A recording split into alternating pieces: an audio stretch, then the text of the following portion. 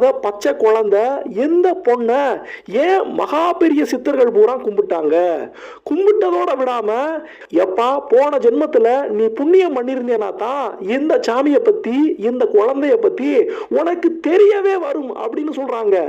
ஆனானப்பட்ட ஆண்டவன் அப்ப சிவபெருமான கும்புறதுக்கு கூட இப்படி ஒரு வாக்கு சொல்லலையே.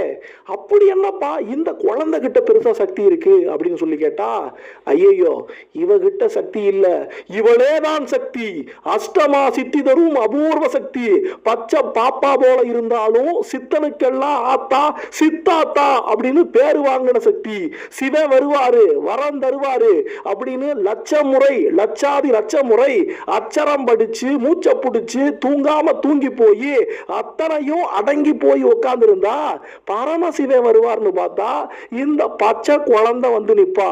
எப்பா மகனே, உன் சிவனுக்கே சக்தி நான் தானப்பா.